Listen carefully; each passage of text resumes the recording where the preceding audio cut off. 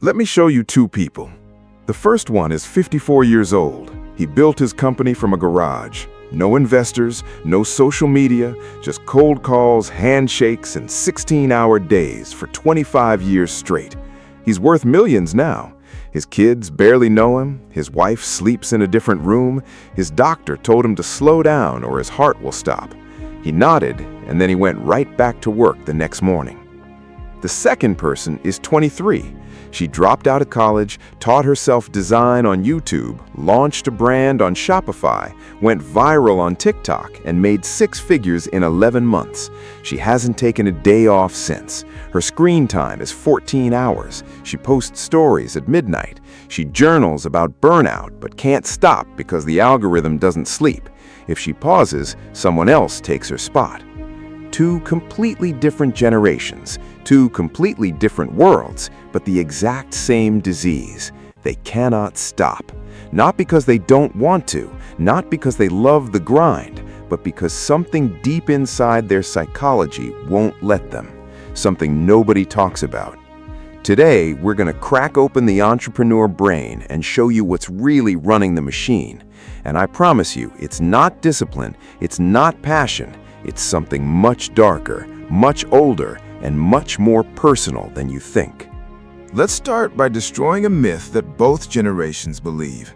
Gen X thinks they hustle because that's what real work looks like. You clock in, you grind, you suffer in silence. You don't complain, you don't post about it, you just do it because that's what a man does. That's what a provider does. That's what someone with no safety net does. Their parents told them nothing is free, so they worked like machines and called it character. Gen Z thinks they hustle because the world gave them no choice. The economy is broken, a degree means nothing, a 9-to-5 won't pay rent, so they build personal brands, launch side hustles, monetize everything, and turn their personality into a product. They didn't choose the grind chose them. Or at least that's the story they tell themselves. Here's what's fascinating. Both generations think their hustle is rational. Both think they're responding logically to their circumstances. Gen X says, I work hard because the world doesn't hand you anything. Gen Z says, I work hard because the system is rigged and I need to build my own thing. Both sound reasonable, both make perfect sense, and both are mostly wrong. Because the real reason entrepreneurs never stop isn't economic, it's not logical, it's not even conscious. The real reason lives in the limbic system, the emotional core of the brain, and it was programmed long before you ever heard the word entrepreneur. It was programmed in childhood, and it's the same program running in the 54-year-old in the garage and the 23-year-old on TikTok. Different generation, different tools, same wound. Let's go to where this really starts. Psychologists who study high-performing entrepreneurs have found a pattern so consistent it's almost unsettling. A disproportionate number of the most driven, most obsessive, most successful business builders share a common origin: emotional deprivation in childhood. For Gen X, this often looked like emotionally absent parents. Dad worked 60 hours a week and showed love by paying bills, not by saying, I'm proud of you. Mom was overwhelmed, stretched thin, holding the house together with silent exhaustion. There wasn't abuse, there wasn't drama, there was just nothing. No emotional feedback, no mirror reflecting back that you mattered. So the child learned a devastating equation. I am invisible unless I produce something. My value is not in who I am, it's in what I do. For Gen Z, the wound looks different but cuts the same way. Maybe the parents were present physically but emotionally checked out, scrolling their own phones at dinner. Maybe validation only came through grades, performance, followers, likes. Maybe the household was loving but chaotic. Divorce, financial stress, a parent's anxiety projected onto the child. And the child learned the same equation wearing different clothes. I am only safe when I'm achieving. Stillness is dangerous. Rest means falling behind. If I stop performing, I stop mattering. Now watch what this wound does when that child grows up and discovers entrepreneurship. Suddenly, there's a vehicle that converts pain into progress. Every sale is a dose of validation. Every client is proof you matter. Every milestone is the parent finally saying, "I see you." Except the parent never actually said it, so the milestone is never enough. You hit the goal, you feel relief for maybe 48 hours, and then the emptiness returns. And you set a bigger goal, not because you're ambitious, but because you're terrified of what you'll feel if you stop. Psychologists call this the achievement attachment loop. Your self-worth is fused to your output. You don't work to live, you work to exist. And the moment you stop working, your identity starts dissolving. That is why the Gen X founder can't retire even though he has enough money for 3 lifetimes. And that is why the Gen Z creator has a panic attack at the thought of not posting for a week. They're not addicted to success, they're addicted to the temporary relief that success gives from a wound that never actually healed. If you just felt something shift in your chest while hearing that, you're not alone. Drop a like for Charles' psychology, not for the algorithm, but because someone finally explained the engine you've been running on your entire life without knowing what fuel it burns. Now let's look at the brain chemistry, because the wound is the root, but dopamine is the mechanism that keeps the wheel spinning. And this is where the generational contrast gets really interesting.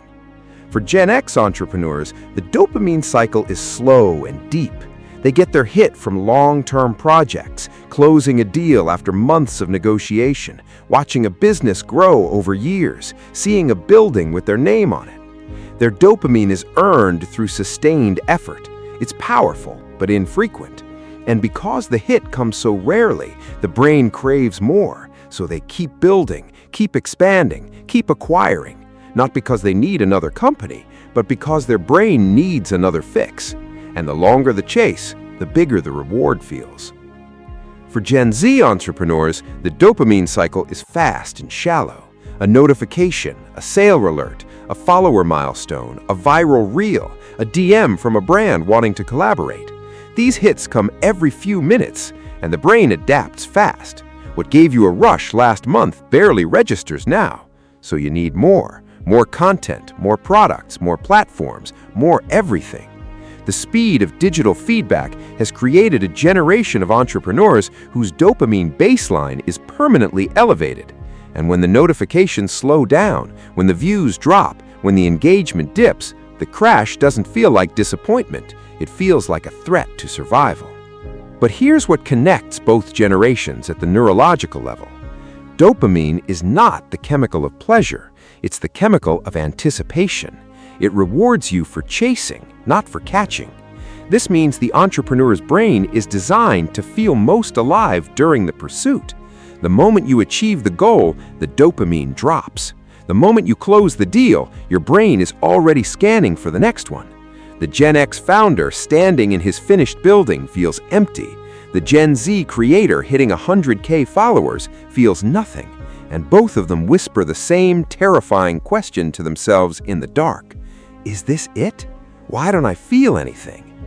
Psychologists call this arrival fallacy, the false belief that achieving the goal will finally make you happy. It never does, because the brain was never chasing the goal. It was chasing the chase, and the chase has no finish line. Now let's go deeper, because dopamine explains why you keep moving, but identity explains why you can't stop.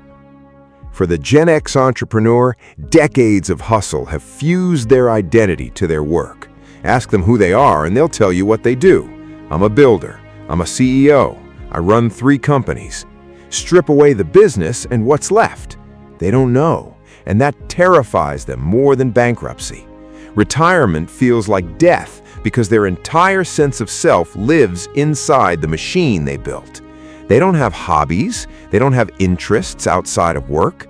They have a business card and a to-do list and an identity that collapses the moment the work stops. For Gen Z, the identity fusion is even more extreme because the business is the person. They didn't build a company separate from themselves. They are the brand. Their face is the logo. Their personality is the product. Their daily life is the content. There's no boundary between who they are and what they sell. When the brand struggles, they struggle. When the engagement drops, their self-worth drops. They can't take a break because taking a break means the brand goes dark. And the brand going dark means they go dark. They don't exist outside the feed. Both generations are trapped in the same prison with different wallpaper. Gen X built the prison out of brick and called it legacy. Gen Z built the prison out of pixels and called it personal brand. But the bars are the same and the lock is the same. Your identity is hostage to your output. Here's the psychological truth that neither generation wants to hear. You are not your business. You are not your content. You are not your revenue. You are the person who existed before all of it. The person who had a name, a heartbeat, a nervous system full of curiosity and wonder before the first sale, before the first viral post, before the first handshake that built an empire. That person is still in there, buried, suffocating, waiting for you to remember them. Let's name the monster that lives at the very bottom of all of this. Underneath the dopamine, underneath the identity fusion, underneath the wound, there is one single fear driving every entrepreneur who cannot stop: the fear of being ordinary. For Gen X, this fear was shaped by scarcity. They grew up watching their parents struggle. They swore they'd never be average, never be the guy stuck in a cubicle counting someone else's money. So they built and built and built, not towards something, away from something. Away from mediocrity, away from invisibility, away from becoming their father who came home every night too tired to speak. For Gen Z, this fear was shaped by comparison. They grew up with the front row seat to everyone else's highlight reel. At 16, they saw other teenagers making millions. At 20, they saw peers traveling the world as digital nomads. The benchmark for success shifted from stable career to extraordinary life before 25. And the fear isn't failure. The fear is being average in a world where average is invisible. Both generations are running from the same ghost, the ghost of irrelevance. And entrepreneurship is the fastest vehicle away from that ghost. But here's the cruel trick: you can never run fast enough. Because the ghost isn't behind you, it's inside you. It's the voice that says, you haven't done enough, you're not there yet, someone your age has done more. No amount of revenue silences that voice. No number of followers makes it shut up. Because the voice isn't measuring your success, it's measuring your worth. And it decided you were insufficient a long time ago. That voice doesn't need a bigger business. It needs therapy. It needs compassion. It needs someone to finally say, you are enough without the empire. You were always enough. Now, I'm not here to tell you to stop building. The entrepreneurial drive is a gift. It creates jobs, it solves problems, it moves the world forward. I'm not asking you to extinguish the fire. I'm asking you to stop letting it burn you. Here are 3 tools that work for both generations. First, separate identity from output. This is the hardest and most important work. Start small. Introduce yourself to someone without mentioning your work. See how that feels. If it feels like you're naked, you found the problem. Practice existing without producing. Sit in a room and do nothing for 30 minutes. Not meditating, not journaling for content, just sitting. Let the discomfort come. That discomfort is the wound showing its face. That's where the real work begins. Second, audit your fuel. Ask yourself honestly, am I building because I love this, or am I building because I'm afraid of what happens if I stop? If the engine runs on joy and curiosity, keep going. That's clean fuel. But if the engine runs on fear, on proving people wrong, on outrunning worthlessness, you need to know that. Because dirty fuel gets you far, but it destroys the engine eventually. Gen X calls the destruction a heart attack at 55. Gen Z calls it a burnout spiral at 26. Same engine failure, different decade. Third, build a life the business serves, not a life that serves the business. For Gen X, that might mean learning how to be present at dinner without checking your phone, rediscovering who you are outside of work, having a conversation with your kid that doesn't involve teaching them a life lesson. For Gen Z, that might mean posting nothing for 48 hours and noticing that the world doesn't end, taking a trip without documenting it, having a friendship that has nothing to do with networking. Build a life so good that work becomes one part of it, not the whole thing. So here's what I want you to carry out of this video. Whether you're 52 or 22, whether you built your business with a fax machine or a phone, whether your hustle looks like cold calls or cold DMs, the drive that made you successful is real, it's powerful, and it came from somewhere.